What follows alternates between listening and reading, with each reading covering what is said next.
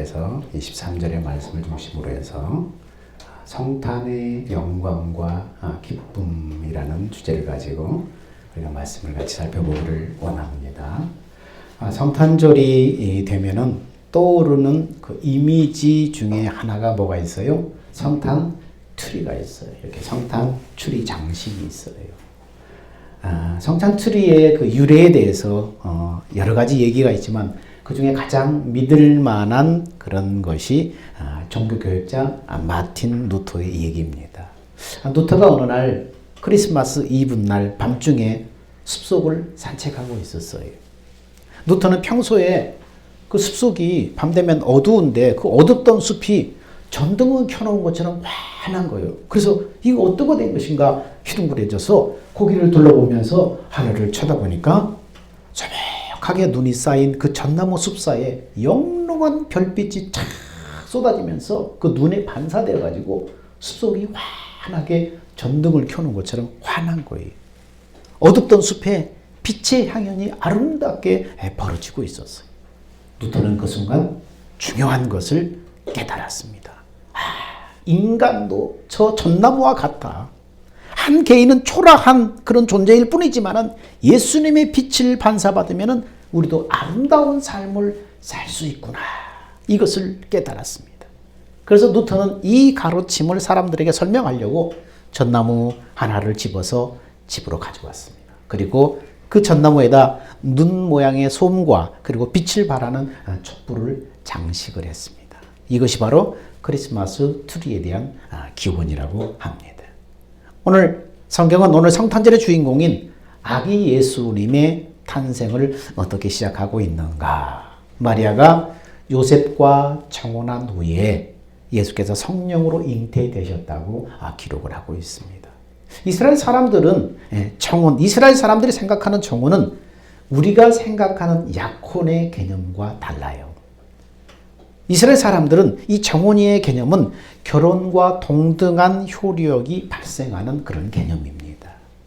자, 요셉이 마리아가 임신했다는 소식을 듣습니다.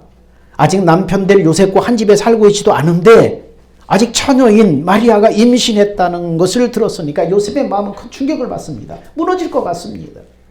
그런데 요셉은 자비로운 사람이라서 이 일로 마리아가 어려움 당하는 것을 원치 않았습니다. 그래서 가만히 마리아와의 관계를 정리하려고 했습니다. 그런데 천사가 나타나서 요셉에게 말하는 것입니다. 그것이 오늘 본문이에요. 다윗의 자손 요셉아, 두려워 말아라. 네 아내 데려오기를 두려워 말아라. 저에게 잉태된 자는 성령으로 된 것이다. 그렇게 고지해 주는 것입니다.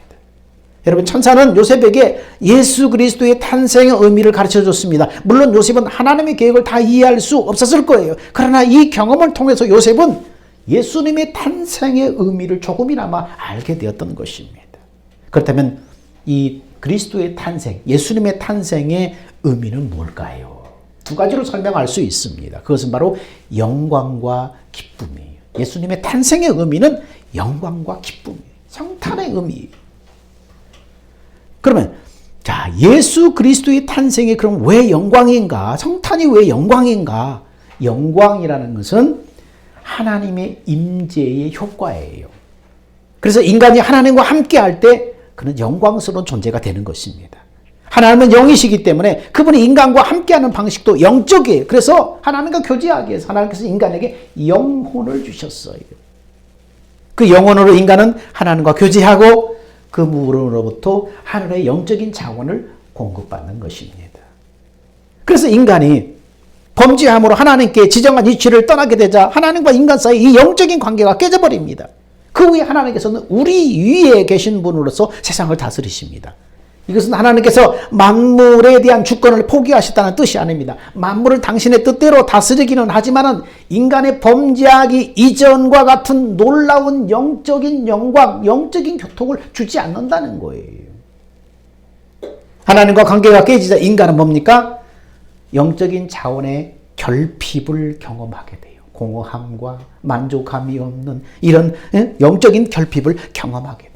그래서 인간의 삶은 어떻습니까? 고통스러워져요. 공허하게 돼요. 불행해지기 시작하는 거예요. 그런 인간을 하나님께서는 불쌍히 여기셨습니다. 그래서 그 옛날처럼 하나님이 우리와 함께 하실 임마누엘의 전망을 끊임없이 그에게 보여주었습니다. 이것은 하나님께서 우리와 함께 하시는 분으로 세상을 다스릴 것을 보여주시는 것입니다. 결국 예수님의 오심으로 말미암아서 이 땅에 그 전망이 실현됐습니다. 예수님의 오심으로 하나님이 우리와 함께 하시게 됐다는 거예요. 구원받은 자에게 하나님의 영을 주셔서 하나님이 우리 안에 계시게 된 것입니다. 이것은 하나님께서 우리 안에 계셔서 세상을 다스리실 것을 보여주는 것입니다. 전에는 우리가 스스로 하나님을 미워하고 멀리 떠났지만은 이제는 우리가 하나님을 사랑할 수 있게 되었다는 것입니다. 하나님께서 우리 죄를 사하시고 하나님을 사랑할 수 있게끔 힘을 주셨기 때문입니다. 피조물이 하나님을 알고 한낱 피조물이 창조주인 하나님을 알고 사랑할 수 있다는 것, 그래서 그 하나님과 동행할 수 있다는 것, 그 사실 자체가 인간에게는 말할 수 없는 영광스러운 일이 아닐 수 없다는 거예요.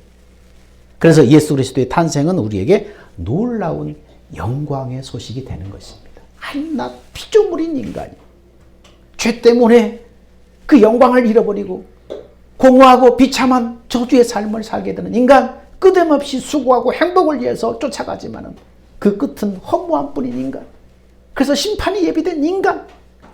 그런데 창조주 하나님이 우리와 함께 예수 그리스도를 보내주셔서 우리와 함께 거하시게 됐다는 것입니다. 동행할 수 있게 됐다는 것입니다. 그 영광을 회복시켜 주셨다는 것입니다.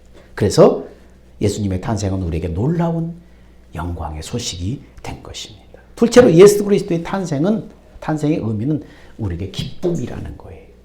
그분의 탄생이 기쁨이 된다는 것은 그 전의 상태가 어땠다는 거예요? 기쁘지 않았다는 거예요. 불충분했다는 거예요. 성탄의 소식이 들려오기 전에 인간의 상태가 어땠습니까? 하나님은 선하고 온전하십니다. 그분이 지은 세상도 본래 그랬습니다. 모든 피조물은 하나님 안에서 자신의 존재의 목적, 창조 목적을 아름답게 다 드러내고 있었어요. 그런데 아담과 하와가 죄를 짓자 피조세계는 창조 당시의 찬란한 광채를 상실해버립니다. 하나님과의 관계가 죄로 깨어지자 인간은 서로 갈등하고 미워하고 악을 행하게 됩니다. 자신의 행복을 위해서 다른 사람을 짓밟게 되고 탐욕으로 자연을 파괴하는 존재가 되었습니다. 세상도 아름다움을 상실해버리고 인간에게 자연의 악을 가져다 줍니다. 그때 복된 소식이 전해진 것입니다. 하나님께서 때가 되면 세상을 다시 회복할 것이라는 소식입니다. 인간을 모든 비참함에서 구원하시고 세상을 다시 회복하실 것이라는 약속이 주어진 것입니다. 이 약속이 구약에서는 이 회복의 메시지가 제사를 통해서 예시됩니다. 제사를 통해서 드러납니다. 이스라엘은 제사를 통해서 잠시나마 죄의 문제를 해결하고 하나님과 다시 소통할 수 있게, 하나님과 다시 교통할 수 있게 되었습니다. 그러나 그것은 뭡니까? 완전한 것이 아닌 일시적인 것이에요. 간헐적인 것이었어요.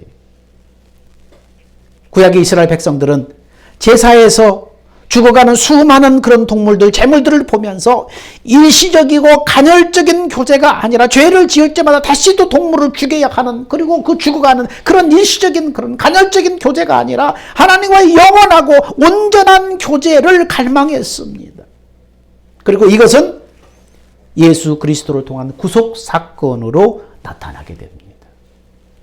그래서 아기 예수가 태어날 때 천사들은 뭐라고 노래합니까? 지극히 높은 곳에는 하나님께 영광이요 땅에서는 하나님이 기뻐하신 사람들 중에 평화로다, 이렇게 말하는 것입니다. 여기서 평화는 샬롬을 말해요. 하나님과 화목된 사람들과의 평화, 이것을 뜻합니다. 예수님께서는 인간의 몸으로 오셔서 죄의 문제를 해결하심으로 하나님과 인간 사이의 평화, 샬롬을 이루셨습니다. 그래서 이날을 기념하는 것이 뭡니까? 성탄절이에요. 그래서 성탄이 큰 기쁨의 좋은 소식이 된 것입니다. 그래서 영광과 기쁨인 것입니다. 우리를 구원하러 오신 바로 예수 그리스도는 그럼 어떤 분이신가? 이분은 참 하나님이시면서 참 사람이셨어요. 그래야만 우리의 구원자가 되실 수 있었습니다. 히브리 사람들은 남자가 아이를 낳는다고 생각을 했어요. 그래서 자녀를 낳으면 남자의 후손이라고 그렇게 말하고 그렇게 기록을 합니다. 남자의 후손으로 그걸 기록을 합니다. 그런데 창세기 3장 15절에는 뭐라고 말합니까? 하나님께서 그리스도를 인간에게 보내주시는데 누구로 오신다고요? 여자의 후손으로 오신다고 정해진 것입니다. 여자의 후손으로 그리스도를 보내시겠다는 거예요. 그것은 메시아가 이 땅에 사람들이 태어나는 것과 다른 방식으로 오실 것을 예언하는 것입니다. 그것은 하나님이신 그분이 동정녀에게, 결혼하지 않는 처녀에게 남자가 아니라 성령으로 잉태될 것에 대한 예고였습니다. 이렇게 하심으로써 그리스도는, 우리를 구원하실 그리스도는 바로 참 하나님이시면서 참 사람의 몸을 입으실 수 있었던 것입니다. 예수 그리스도는 그래서 하나님인 동시에 참 사람이셔야만 우리의 구원자가 되실 수 있었던 것입니다. 첫 번째, 그리스도께서 하나님이셔야만 하는 이유는 그럼 무엇인가? 두 가지 이유입니다. 첫 번째는 하나님과 인간 사이에 중보자가 되셔야 했기 때문입니다. 중보자라는 것은 뭐예요? 이쪽의 형편도 잘 알고 저쪽의 형편도 잘 알아서 그래야만 중보자 역할을 감당하는 것입니다. 예수님께서 하나님이셨기 때문에 그분은 생각은 뭡니까? 하나님의 생각이에요.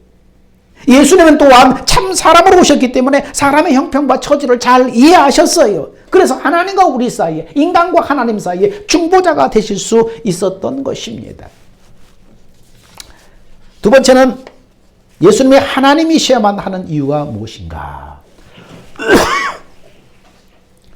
죄가 없으셔야 했기 때문입니다. 그분은 이 땅에 오시는 것은 하나님과 죄인된 인간 사이에 화목하게 하시려고 화목 제물로 오시는 거예요. 근데 그 제물은 어떻습니까? 어떠한 흠과 티도 없이 온전하고 정결해야 돼요. 근데 아담의 후손으로 태어난 하늘 아래 인간 가운데 죄 없는 자는 하나도 없다고 성경은 말하고 있어요. 하늘 아래 아담의 후손으로 태어난 모든 인간은 그들 가운데 죄 없는 자는 하나도 없다는 거예요. 근데 하늘 위에 하나님이 하늘 아래 인간의 몸을 입고 오신 것이에요. 죄 없으셔야 했기 때문에. 그래서 정결하고 흠이 없는 예수 그리스도만이 하나님과 죄인된 인간 사이에 화목제물이 되실 수가 있었던 것입니다. 그래서 히브리서 4장 15절에 뭐라고 말합니까? 우리에게 있는 대제사장은 우리의 연약함을 동정하지 못하실 리가 아니라 모든 일에 우리와 똑같이 시험을 받으신 이로되 죄는 없으시니라. 이렇게 말하고 있습니다. 왜요? 그분은 하늘 아래 아담의 후손으로 오신 자가 아니기 때문에, 인간의 생육법으로 태어난 자가 아니기 때문에 그래요. 하늘 위에 하나님이 하늘 아래 인간으로 오셨기 때문에 죄가 없으신 것입니다. 세 번째, 그분이 하나님이셔야만 하는 이유는 또 무엇인가 하면, 예수 그리스도가 사람으로 태어났는데, 사람의 몸을 입고 태어났는데, 그럼 어떻게 흠없고 온전하고 죄가 없을 수 있는가 그러면은, 자, 인간의 불순종과 범죄로 죄가 세상에 들어왔고 이것이 인간의 본성이 되어버렸어요. 그래서 인간의 생육법으로 태어나는 모든 사람에게는 그 본성이 되어버린 그 원죄가 사람에게 다 대물림이 되는 거예요. 그런데 예수님은 인간의 생육법이 아니라 어떻게 태어났다고요? 성령으로 잉태되어서 태어나신 거예요. 그래서 동정녀에게 탄생하심으로 육신의 혈통에 의한 대물림이 차단된 거예요. 그래서 그리스도는 하나님이셔야만 하는 것입니다. 그래서 우리의 구원자가 되시기 위해서 예수님은 하나님이셔야만 하는 이유가 무엇인가? 하나님과 인간 사이에 중보자여야 되기 때문에. 두 번째는 죄가 없으셔야 되기 때문에. 세 번째는 죄가 없는 이유가 뭐예요? 인간의 생육법으로 태어나지 않고 성령으로 잉태되셨기 때문에 그분은 하나님이십니다. 또한 예수님은 우리 구원자가 되시기 위해서는 사람이셔야만 해요. 진짜 사람이셔야만 해요. 다음과 같은 이유 세 가지입니다. 사람이셔야만 하는 이유가 무엇인가? 첫 번째는 인간을 이해하기 위해서예요. 예수님은 죄가 없으시지만은 죄 있는 사람처럼 요단강에서 세례를 받으셨어요. 세례 요한에 의해서 세례를 받으셨어요. 세례라는 것은 물로 죄를 씻는 정결 의식입니다. 따라서 세례를 받는다는 것은 뭡니까? 씻어야 할 죄가 있다는 것을 의미하는 거예요. 그런데 예수님은 씻어야 할 죄가 없는데 죄인처럼 세례를 받으셨다는 거예요. 이것은 뭘 말합니까? 그분이 죄는 없지만은 죄 있는 인간처럼 세례를 받으신 것은 하나님에 의해 창조된 그 인간의 몸으로 오셔서 인간인 우리의 형제가 되셨음을 말해주는 것입니다. 또한 세례와 함께 나타난 성부와 성령의 그 임재는 예수님의 세례가 보통 세례가 아니라 메시아로서의 공적인 취임식이었다는 것을 우리에게 보여주는 것입니다. 그래서 예수님은 인간을 이해하기 위해서 참 사람의 몸으로 오셨습니다. 자, 두 번째, 예수님이 사람의 몸으로 오신 이유가 무엇인가 하면은 하나님을 우리에게 보여주기 위해서 사람으로 오셨어요. 그분은 본래 하나님이시잖아요. 근데 인간의 몸으로 오신 이유는 뭡니까? 하나님을 우리에게 보여주기 위해서요. 구약에서는 하나님을 어떻게 사람들이 알았어요? 말씀으로, 이적으로, 기적으로 사람들에게 하나님을 보여주셨어요. 근데 구약의 성도들은 그래서 하나님이 어떤 분인지를 알 수 있었어요. 그러나 이에 비해서 그리스도는, 성육신하신 그리스도는 어떻게 하나님을 보내주셔요? 당신의 삶과 당신의 인격으로 하나님이 어떤 분인지를 사람들에게 생생하게 보여주는 거예요. 배고픈 자를 먹이시는 그리스도의 모습에서 우리는 뭘 봅니까? 하나님의 사랑을 보는 거예요. 하나님은 저런 분이구나. 사랑을 보는 거예요. 세리와 죄인들과 함께 먹고 마시는 그분의 모습에서 인간을 향한 하나님의 사랑의 깊이를 보는 거예요. 우물가의 사마리아 여인을 찾아가서 복음을 전하시는 모습에서 잃어버린 영혼을 얼마나 귀하게 여기시는가, 이 하나님의 마음을 보는 거예요. 그리스도의 모든 그의 삶은 뭡니까? 하나님을 보여주는 거였어요. 그래서 그분을 통해서 말로만 듣던 하나님의 사랑을 우리가 만질 수 있게끔, 맛볼 수 있게끔 우리에게 다가오는 거예요. 이렇게 하나님의 사랑이 어떠한지를 예수를 통해서 우리가 알게 된 것입니다. 그래서 우리에게 하나님을 보여주시기 위해서 인간의 몸으로 오신 것입니다. 그래서 빌립보서 14장 17절에 뭐랍니까? 빌립이 주여 우리에게 하나님을 보여주소서, 아버지를 보여주소서, 그렇게 말하자 예수님 뭐래요? 너희가 나를 알았다면 내 아버지를 알았으리라. 이제부터 너희가 그를 알았고 또 보았느니라. 네가 나와 이렇게 오래 있는데 아버지를 알지 못하느냐? 나를 본 자는 아버지를 보았거늘. 그 말인 거예요. 자신을 통해서, 하나님이 그분이 인간의 몸을 통해서 오셔서 그분의 삶과 그분의 행적을 통해서 하나님이 이런 분이라는 것을 보여주시는 거예요. 볼 수 있도록, 느낄 수 있도록 보여주신 것입니다. 세 번째, 예수님이 인간의 몸으로 오신 이유는 무엇입니까? 죽으시기 위해서예요. 하나님은 영원한 영생이시기 때문에 죽으실 수가 없어요. 인간의 죄를 대속하기 위해서는 누군가 제물로 죽어야 하는데 하나님은 영생이시기 때문에 죽을 수가 없어요. 구약의 제사에서 죽어가는 수많은 제물을 통해서 이제 하나님과의 교제의 길이 열렸습니다. 근데 이 길은 뭡니까? 영원한 것이 아니었어요. 다시 죄를 지으면 그건 또 하나님으로부터 자원이, 다시 영적인 자원이 끊어지게 돼 있어요. 그러므로 영원히 닫히지 않는 교제, 하나님과의 교제의 그 길, 그거를 위해서는 영원한 제물이 필요한 거예요. 일시적인 제물이 아니라 영원한 제물이 필요했던 거예요.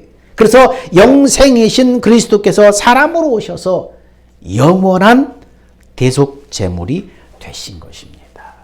그래서 인자가 온 것은 섬김을 받으러 온 것이 아니라 섬기려 하고 자기 목숨을 많은 사람의 대속물로 주려 함이라. 사람이 되셔서, 영생을 가진 그분이 사람이 되셔서 죽으심으로 말미암아서 우리에게 영원한 속죄 제물이 되어주신 것입니다. 간헐적으로 죄를 지을 때마다 또 짐승을 주게 하는, 그렇게 매번마다 그렇게 하는 것이 아니라 단번에 당신의 영원한 생명을 주심으로 말미암아서 영원한 속죄의 길을 열어주신 것입니다. 세 번째, 예수님은 어떻게 오셨는가? 임마누엘로 우리에게 오셨다는 것입니다. 마태복음 1장 23절에 보니까 보라, 처녀가 잉태하여 아들을 낳을 것이요 그 이름을 임마누엘이라 하리라. 이를 번역한즉 하나님 우리와 함께 계시다. 하나님이신 동시에 사람으로 오실 예수님의 이름이 뭐라고요? 임마누엘로 정해졌어요. 임마누엘. 그 이름은 뭡니까? 그리스도께서 사람의 몸을 입고 우리 가운데 오셔서 우리와 함께 하시고 우리를 사랑하시고 우리를 위해서 죽으실 것을 보여주시는 것입니다.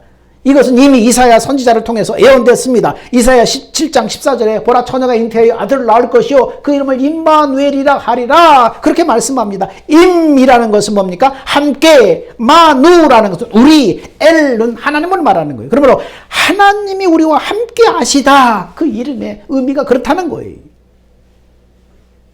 예수 그리스도께서 임마누엘에 오셔서 우리와 함께 하신다는 거예요. 하나님이신 예수님이 우리 안에 오셔서 함께 하신다는 거예요. 예수님이 임마누엘에 오셔서 다음에 두 가지를 실현하는데 첫 번째는 하나님께서 사람들과 함께 하시게 되었다는 것입니다. 자, 왜냐하면 하나님이신 예수님께서 사람들과 함께 하셨기 때문입니다. 그래서 하나님과 사람이 함께 하시게 된 것입니다. 성경에 기록된 예수 그리스도의 생애는 뭡니까? 하나님께서 우리와 함께 하신 시간들이었어요. 그 인생 모든 구비구비마다 하나님이 우리와 함께 하시는 시간이었어요. 왜요? 하나님이신 그분이 인간에 대해서 오셨기 때문에 그분이 하나님이시기 때문에 그분의 행적은 곧 뭡니까? 우리와 인간과 함께 하시는 시간이라는 거예요. 예수님은 하나님을 볼 수 있게끔 만질 수 있게끔 들을 수 있게끔 자신을 드러내신 거예요. 그래서 요한복음 14장 8절에 빌립이 예수님께 아버지를 보여달라고 하니까 빌립아 내가 이렇게 오래 너희와 함께 있는데 네가 나를 알지 못하느냐? 나를 본 자는 아버지를 보았다. 어째서 아버지를 보여달라고 하냐? 그 하나님이 인간에 대해서 오셔서 그 하나님을 드러내시는데 나를 보면 아버지를 봤는데 왜 아버지를 보여달라고 하느냐? 이렇게 반문하시는 것입니다. 하나님과 사람과 함께 하시게 되었다는 것입니다. 임마누엘을 성취하심으로. 두 번째는 임마누엘을 통해서 두 가지 실현하는데 두 번째는 뭡니까? 하나님 우리와 영원히 함께하기 위해서 오셨다는 것입니다. 영원히 함께 계시게 되었다는 것입니다. 예수님께서 이 땅에 계실 때 그의 모든 삶들은 뭡니까? 다 과정이라고 그랬어요. 만약 그분이 사람의 몸으로 사람들과 교제하시고 사람들과 모든 사람과 그리고 영원히 함께하기 위해서 십자가 대속을 감당하셨는데 십자가에 죽으시고 감당하셨는데 예수님이 사람의 몸으로만 세상에 계셨다면 어떻게 되겠어요? 얼마나 많은 사람과 함께할 수 있었어요? 그것은 제한적이에요. 몸으로만 예수님이 세상에 계셨다면 극소수의 사람들, 주변에 있는 사람들만이 예수님과 교제하고 예수님과 접촉하고 예수님과 함께 할 수 있었어요. 함께 할 수 있었을 것입니다. 많은 사람과 함께 할 수 없어요. 그래서 많은 사람과 함께 하기 위해서 예수님께서는 모든 사람, 이 땅의 모든 사람과 함께 하기 위해서 그리고 영원히 함께 하시기 위해서 십자가 대속이 필요했던 것입니다. 십자가에 인간의 죄를 대속해서 죽으시고 부활하시고 승천하셔서 당신의 영을 우리에게 보여주신 거예요. 당신의 영을 우리에게 각 사람에게 다 보내주신 것입니다. 그래서 모든 사람과 함께 하시게 된 것입니다. 영원히 우리 안에 계신 임마누엘의 하나님이 되신 것입니다. 이제는 육신의 눈으로는 볼 수 없지만은 그리스도의 영이신 성령이 믿는 자 안에 다 계셔요. 그래서 이제는 하나님께서 우리 안에 계시게 되었어요. 영원히 계시게 되었어요. 모든 사람 안에 계시게 됐어요. 이 땅에 계실 때 예수님께서 갈릴리 유다와 사마리아로 다니면서 우리의 눈물을 닦아주셨습니다. 근데 지금은 우리 안에 있는 성령이 그 일을 하시는 거예요. 예수의 영이신 성령이 그 일을 하시는 거예요. 그리스도께서 이 땅에 계셨던 것처럼 이제는 성령이 우리 눈에 눈물을 닦아주시는 거예요. 환경이 막막하고 아무리 희망이 없을 것 같은 상황 속에서도 우리 안에 계신 예수의 영이신 성령이 우리 안에 말씀하시고 우리에게 위로하시고 우리에게 소망을 주시고 인도하시는 거예요. 모든 사람에게 함께 하시게 되는 거예요. 믿는 자 모든 사람과 함께 하시고 영원히 함께 하시게 된 거예요. 그래서 우리는 먼 옛날 그리스도께서 세상에 계실 때 직접 눈으로 그분을 배웠던 그 사람들이 누렸던 감격보다도 더 큰 감격을 우리는 이제 누릴 수 있게 된 것입니다. 왜냐하면 예수님께서 성령을 통해서 우리와 영원히 함께 하시고 그리고 풍성한 은혜와 사랑을 그때보다도 큰 풍성한 은혜와 사랑을 직접적으로 만지고 보고 누릴 수 있도록 하시기 때문이에요. 그때는 일부의 사람들만 육신으로 계신 예수님 주변의 사람들만 예수님을 만날 수 있고 예수님을 볼 수 있었잖아요. 이적을 경험할 수 있었잖아요. 근데 그분이 모든 사람과 함께 하시기 위해서 죽으시고 부활하셔서 성령으로 모든 믿는 자 안에 내주하시게 되는 거예요. 때로 우리는 이 세상에 넘어지고 쓰러지고 절망하고 그렇지만은 그럼에도 불구하고 하나님은 결코 우리 곁을 떠나지 않는다는 거예요. 왜냐하면 그리스도께서 성령으로 우리와 영원히 함께 하시겠다고 약속하셨기 때문에 이로써 예수 그리스도는 영원히 우리와 함께 하시는 하나님이 되셨어요. 영원히 우리와 함께 하시는 하나님. 믿는 자 모든 자에게 영원히 함께 하시는 하나님이 되셨다는 것입니다. 그래서 임마누엘을 통해서 이 두 가지가 실현된 것입니다. 창조주이신 하나님께서 사람과 함께 하시게 됐습니다. 그리고 하나님이 우리와 영원히 모든 사람과 함께 하시게 됐습니다. 이 두 가지를 실현하신 것입니다. 여러분, 세월이 아무리 흘러도 우리의 가슴에 새겨야 할 것은 이것입니다. 하나님이신 그리스도께서 비천한 인간의 몸을 입고 이 땅에 오신 것은 우리의 구원을 위함이었다는 것입니다. 이 세상의 고통의 궁극적인 원인은 인간이 하나님과 함께 하지 않기 때문인 것을 우리는 알아야 됩니다. 그리스도께서 우리와 함께 하기 위해서 세상에 오셨습니다. 성탄절이 바로 영광의 날이고 기쁨인 이유가 바로 여기 있는 것입니다. 여러분, 이 세상에서 누릴 수 있는 최고의 복은 하나님과 함께 하는 거예요.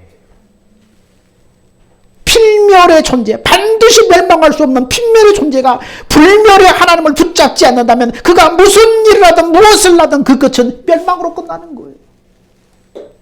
따라서 자신의 신자의 참된 행복은 뭡니까? 그리스도 예수 안에서 이미 실현된 임마누엘을 누리며 사는 것이 신자의 진정한 행복인 거예요.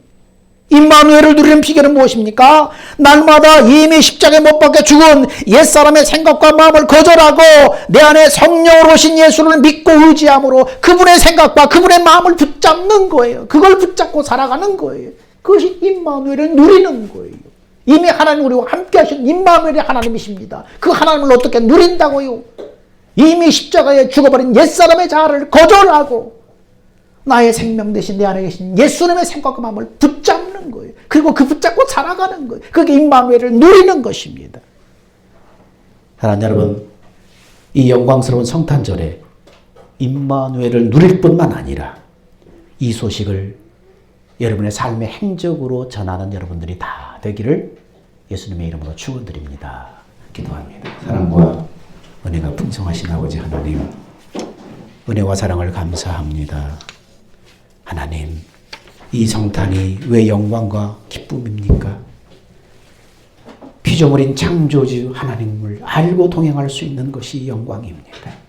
죄 문제를 해결하심으로 하나님 우리 사이에 살롬을 이루셨기 때문에 기쁨입니다.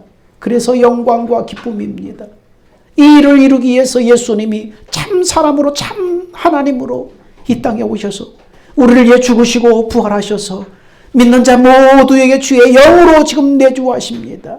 이제는 내주하시는 그 주님을 알 뿐만 아니라 그 임마누엘의 하나님을 누리는 사람이 되게 하여 주옵소서. 내가 죽고 십자가 이미 죄인된 옛사람의 자아가 십자가에 못 박혔음을 알고 이 옛사람의 자아를 내려놓고 내 안에 생명 되신 예수님의 생각과 마음을 붙잡음으로 말미암아 임마누엘을 누리는 예수의 사람으로 살게 하여 주옵소서. 우리의 생명과 마음이 되시는 예수님의 이름으로 기도하옵나이다. 아멘. 다 같이 기립하셔서 주님 다시 오실 때까지.